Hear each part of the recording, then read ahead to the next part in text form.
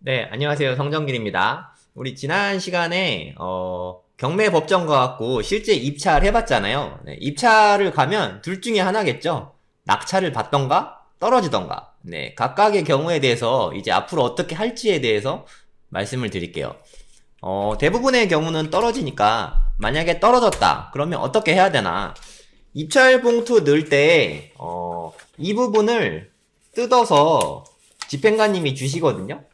여기를 이렇게 도장을 찍으셔서 이게 드르륵 하고 뜯어가지고 이거를 줘요. 그럼 얘는 잘 간직하고 있어야 돼요. 우리 나중에 떨어지면 돈 돌려받아야 되잖아요.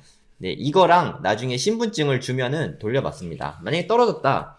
그러면 뭐 꼬리표라고 할까요? 이 꼬리표와 신분증을 주면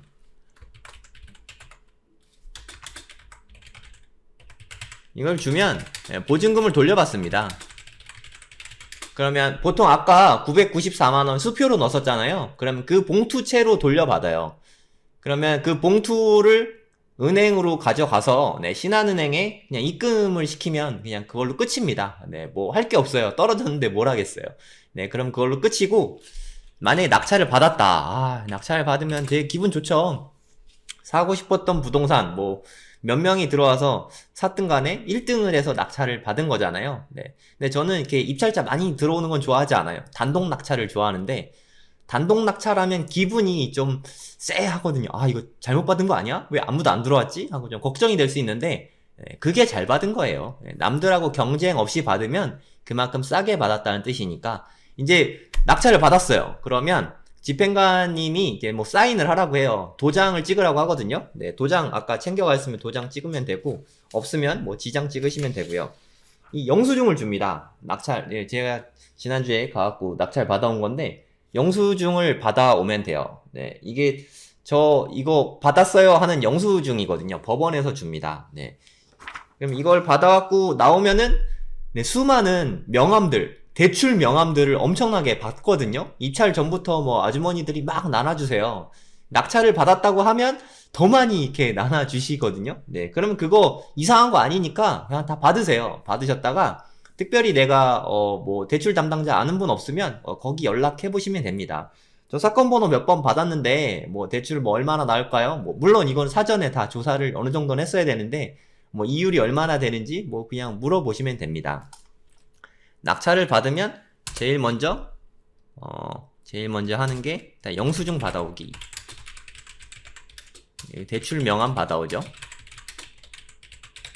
네, 이 다음에 이제 좀 포스트잇이 필요해요. 포스트잇을 미리 좀 준비를 해가지고 다니면 좋습니다. 네, 만약에 아파트를 받았으면 그 집에 가세요. 그래서 포스트잇을 한 2장 정도 쓰세요. 한 장만 문에 붙여놓으면 또 떨어질 수 있으니까 낙찰자 누구누구입니다. 네, 그냥 인사드리러 왔는데 안 계셔서 메모 남기고 갑니다. 그렇게 쓰고 그냥 연락처 남기시고 한 2장 정도 붙여놓으시면 한 장은 그냥 떨어질 수 있으니까 2장 정도 붙여놓으시면 뭐 연락이 올 수도 있고 안 올 수 있는데 둘 다 뭐 상관없습니다. 그건 뭐 중요한 게 아니니까 일단 낙찰을 받았으니까 이제 뭐 명도를 해야겠죠. 명도는 다른 편에서 다시 상세하게 다룰 텐데 그냥 이게 끝이에요. 뭐 포스트잇 뭐 붙이러 사실 안 가도 상관없습니다. 뭐 그게 자체가 중요한 게 아니니까 결국엔 다 해결이 되게 돼 있거든요. 그러니까 대출 돈 마련하는 게 제일 중요하죠. 이러고 나서 낙찰 후에 일주일 이때는 매각 허가 결정이 나와요. 그러니까 낙찰 받았으니까 바로 잔금 내는 게 아니라 일단 매각 허가 결정 나는데 일주일이 걸리고, 그리고 또 일주일, 이때까지는 이의 신청 기간이에요. 그러니까 이해관계자들 있잖아요. 뭐 채무자나 뭐 거기 뭐 임차인도 뭐 될 수 있고 낙찰자도 될 수 있고 이의 신청을 할 수가 있어요. 네, 그 일주일 후에 그 다음부터 그러니까 총 2주일이 흘렸죠. 이때부터 한 달간 잔금 납부 기간이에요. 그러니까 빨리 내면 2주일 만에 바로 잔금을 낼 수 있고 늦게 내면 한 6주 후 정도에 납부가 가능한 거죠. 그러니까 한 달 반 정도까지 시간이 가능한 겁니다. 저 같은 경우는 낙찰을 받으면 그냥 빨리 내는 편이에요. 혹시라도 이렇게 채무자가 상환을 하면 그 무효가 되거든요. 네, 그러면 되게 기분이 안 좋으니까 저는 그냥 일주일 지나고 2주일 지나면은 바로 이렇게 잔금 납부해서 내 거 빨리 만드는 게 좋거든요. 네, 빨리 내게 등기를 쳐야 네, 그때부터 1년 후에 뭐 일반 과세 되고 하니까 네, 빨리 하는 게 할수록 좋죠. 네, 여러모로 빨리 하는 게 좋습니다. 이렇게 해갖고 그냥 잔금 납부할 때는 잔금 납부는 보통은 대출 받잖아요. 대출 받으면 거기에 법무사가 사실 대출 받는 데가 다 법무사를 끼고 있어요. 그럼 여기에서 등기치고 뭐 하는 것들을 여기서 다 알아서 해줍니다. 네, 거기 수수료만 법무사 수수료랑 뭐 대출 받는데 뭐 수수료 있으면 그런 것만 좀 납부하면 되고, 네, 그냥 아예 그거 다 제하고 얼마 추가로 내세요 라고 하거든요. 대출금 빼고. 그러면 차액만 납부하면 되는 거예요. 예를 들어서 뭐 한 1억 정도 된다. 1억에 낙찰을 받았는데 이 물건은 80% 비규제 지역에서 80% 대출을 받았다.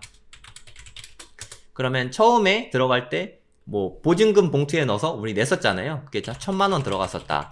그럼 남은 거는 8,000원을 대출을 받은 거잖아요. 그러면 1,000만원은 이미 냈었으니까 잔금은 사실상 1,000만원 남은 거죠. 네, 1억의 낙찰을 받았으니까 1,000만원 플러스 법무사 수수료 이렇게 납부해야 되니까 법무사 수수료 안에는 취등록세 포함이에요. 취등록세 한 이런 거 법무사 수수료랑 취등록세 해서 개인의 경우에는 한 2% 정도 한 생각하시면 될 것 같아요. 그러면 1억이었으니까 그럼 거기에 2%면 한 200만원 정도 추가로 좀 든다 정도 생각하시면 될 것 같습니다.